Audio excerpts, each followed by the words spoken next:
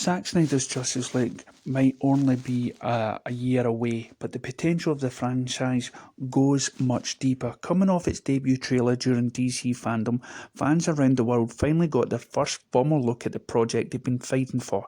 The trailer for the new HBO Max miniseries dominated social media as fans celebrated the achievement of its impending release. It seems clear from the moment AT&T and Warner Media agreed to release the Snyder Cut in November 2019, they set themselves up for a major win. The numbers behind 2017's Justice League paint an important picture as to why AT&T could strike gold with the Snyder Cut.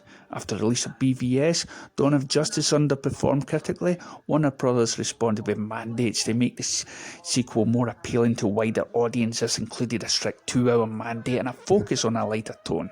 After completing principal photography on Justice League, Zack Snyder departed from the project, and Warner Brothers doubled down and hired Avengers Joss Whedon to turn the film into a Super Friends style comedy complete with mustache-gate Henry Cavill.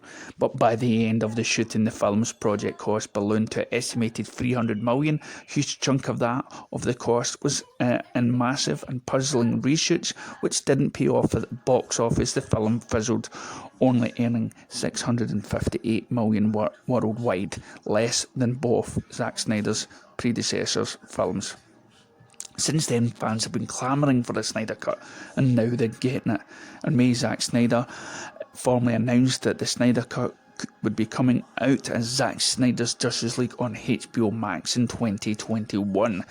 During a Man of Steel fan screening, the miniseries would house absolutely zero footage of the Whedon's work. This Justice League project will be pure Zack Snyder, with the director driving the point home during the fan-driven Justice Con event that there will be no chance on earth that I would use a shot prior or after I left the movie. I would destroy the movie. I would set it on fire before I would use a single frame that I did not photograph. That is an effing fact. In a report by The Hollywood Reporter after the announcement of Snyder Cut on HBO Max, sources placed the cost to finish the FX cut would to $30 million range. In an interview with the Receipt Media podcast in May, former Warner Media chairman Bob Greenblatt commented that the budget for Zack Snyder's Justice League is higher than $30 million number in reports. I'll just say I wish it was $30 million and stop there. It was an enormous undertaking and very complex, Greenblatt slated.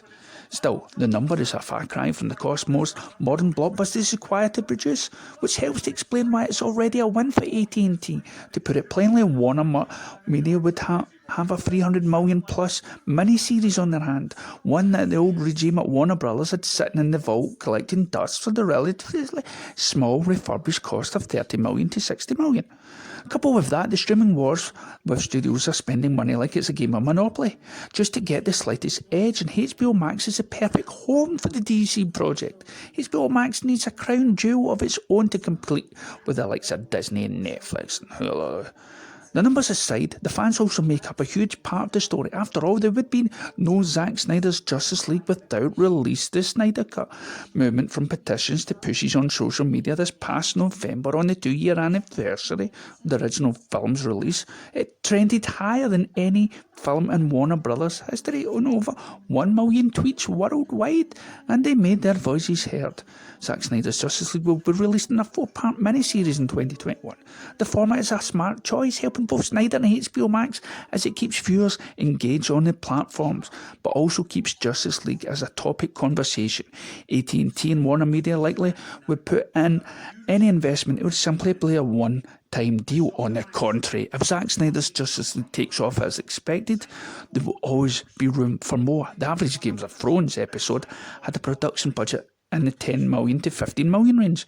Now let's apply this to the Justice League. Superman, Batman, Wonder Woman alone have an IP value higher than most entertainment thrown in. The bonus of having Gal Gadot, Jason Momoa and Ezra Miller, each with major roles in the theatrical side of Warner Brothers Pictures, creates extra synergy between the brand. Henry Cavill's Superman, Ben Affleck's Batman continue to prove that they are fans' favourite, routinely trending on their own. Each of these actors has spoken highly of Zack Snyder, with a source pointing out that they would do anything for the director. Having a dedicated miniseries for Snyder's vision, and these are a group of characters that would give HBO Max a solid edge in the streaming wars, Zack Snyder strongly teased that his complete vision exists as a 5-part movie arc. After the Snyder Cut is translated into a miniseries, this still leaves 2 parts of Snyder's Justice League story up for grant. Depending on the actors agree, Warner Brothers should jump at the chance of having potentially 2 more seasons of Justice League, specifically for HBO Max.